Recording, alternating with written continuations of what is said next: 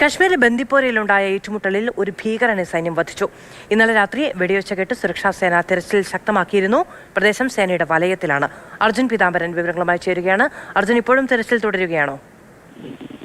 അത് ഇപ്പോഴും തിരച്ചിൽ തുടർന്നുകൊണ്ടിരിക്കുകയാണ്. ഒരു ഭീകരൻ കൂടി ഈ പ്രദേശത്തുണ്ട് എന്നുള്ള വിവരം ലഭിച്ചിട്ടുണ്ട് സുരക്ഷാ സേനയ്ക്ക്. അതിന്റെ അടിസ്ഥാനത്തിൽ പ്രദേശം വ്യാപിച്ച് ആ ഭാഗം മുഴുവൻ വളഞ്ഞ് ഒരു വലിയൊരു തിരച്ചിൽ ദൗത്യം തന്നെയാണ് ഇപ്പോൾ പുരോഗമിച്ചുകൊണ്ടിരിക്കുന്നത്. മാത്രമല്ല ഏറ്റുമുട്ടൽ ഇപ്പോഴും തുടരുന്നുണ്ട് എന്നുള്ള വിവരം കൂടി ലഭിക്കുന്നുണ്ട്. ഇന്നലെ രാത്രി ഇന്ന് പുലർച്ചയുമായിട്ടാണ് ഈ ബന്ദിപ്പോരിലെ അനഘം എന്ന് പറയുന്ന മേഖല ഒരു വനപ്രദേശമാണ്. അവിടെയാണ് ഇത്തരത്തിൽ വെടിവെച്ച കേട്ട് കൂടുതൽ സേനാ വിന്യാസം അവിടെ ഉണ്ടായതും തിരച്ചിൽ ദൗത്യം ആരംഭിക്കുകയും ചെയ്തു. പിന്നാലെ സേനയ്ക്കെതിരെ വെടിവെപ്പുണ്ടായി. കൂടുതൽ സേന ആ ഭാഗത്തേക്ക് എത്തി ഒരു ഏറ്റുമുട്ടൽ തുടങ്ങുകയായിരുന്നു. എന്തായാലും ഇന്ന് രാവിലെ തുടർന്നുകൊണ്ടിരിക്കുന്ന ഏറ്റുമുട്ടലിൽ ഒരു ഭീകരനെ വധിച്ചു എന്നുള്ള കാര്യം തന്നെയാണ് സേനാ വൃത്തങ്ങൾ അറിയിച്ചിരിക്കുന്നത്.